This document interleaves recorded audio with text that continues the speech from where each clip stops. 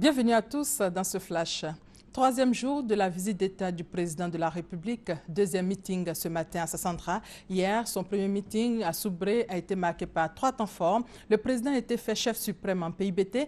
Il a fait des dons et offert plus de 18 millions de francs CFA aux populations et autorités de Soubré. Le chef de l'État a annoncé la construction de 2 nouveaux barrages hydroélectriques évalués à 820 milliards de francs CFA. Le président a également parlé de réconciliation et de paix, gage de développement. Le chef de l'État a demandé aux populations d'adhérer à l'appel de Daoukro. Entre le chef de l'État et la population, la communion était totale. Pour ces populations, le chef de l'État est venu pour sauver la région. Leur réaction. C'est quelqu'un sur qui on peut compter. C'est quelqu'un qui tient parole. Donc nous sommes vraiment satisfaits de ce qu'il a dit. Et nous savons qu'avec lui, le pays peut aller de l'avant. Il a dépassé nos espérances. Oui, il y a très peu de temps. Et il continue de travailler. Et surtout, pour notre région, il a promis beaucoup, il continuera de faire. Vous voyez, l'habitumage à s'ouvrir quelques kilomètres, 7 kilomètres, après il ajoute 4 autres, ça fait beaucoup, il travaille beaucoup. Très satisfait. Et nous le soutenons, nous prions pour qu'il en fasse davantage et qu'il soit en bonne santé. J'ai besoin de son affaire, j'ai content de son affaire. Nous-mêmes, on est derrière lui. Parce que maintenant là, c'est lui qui a aidé nous, Côte d'Ivoire, devenir Côte d'Ivoire. Je ne peux pas refuser son affaire. Il dit 10 ans, 15 ans, 20 ans, lui va faire. Nous tous, il est derrière lui.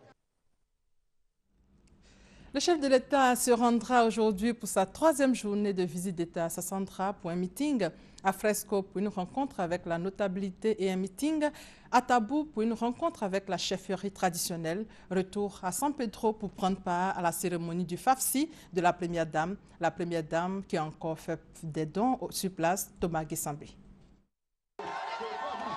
La place de la gare de Tabou aura reçu plus de monde que d'ordinaire le week-end dernier.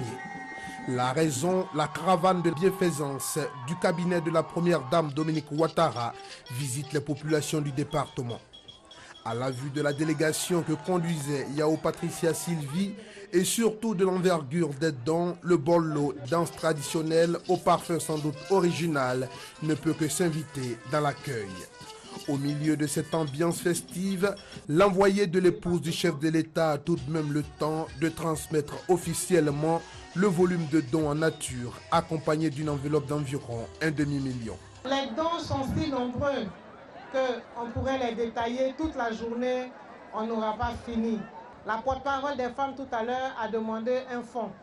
Désormais, le fonds d'appui aux femmes de Côte d'Ivoire est présent à Tabou. C'est le message majeur que je voudrais donner. La première dame dit à ses sœurs qu'elles ne sont pas oubliées, qu'elles pensent à elles et que tous leurs problèmes seront pris en compte pour que la Côte d'Ivoire soit développée dans son intégralité afin que nous soyons pays unis et forts. La population très touchée par ce geste de la première dame de Côte d'Ivoire n'a eu d'autre mot que des remerciements. À Tabou, ce sont au total 130 millions de francs CFA de dons en nature et une somme de 400 000 francs CFA dont a bénéficié la population de la part de la première dame, Dominique Ouattara. En marge de la visite d'État, le ministre du Budget s'imprègne des conditions de travail des agents. Abdourahmane Sissé s'est rendu successivement à la direction régionale des impôts, des douanes, au guichet unique et au port autonome de San Pedro. L'objectif est clair, voir les conditions dans lesquelles les agents travaillent. Au chapitre politique, rififi au Front populaire ivoirien. La crise au FPI a pris une autre tournure hier. Pascal Affi-N'Guessan a été suspendu par le comité central du FPI. Il a été remplacé par Sangaré Abdourahmane, chargé d'assurer l'intérim jusqu'au prochain congrès. Le président contesté du parti de Laurent Gbagbo dit ne pas se reconnaître dans ce comité central dont les décisions, estime-t-il, sont nulles et de nul effet.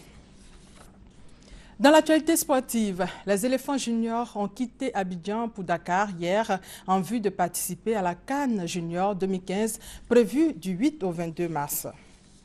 Hors de nos frontières, 24 heures après que le président tchadien Idriss Déby ait lancé un ultimatum au chef du groupe terroriste Boko Haram, il y a eu une nouvelle attaque dans un village au Nigeria hier, bilan 68 morts. Rappelons pour terminer que l'arrivée aujourd'hui du chef de l'État dans les départements de Sassandra et de Fresco suscite beaucoup d'espoir au sein de la population. Ces deux villes historiques attendent avec impatience le président de la République.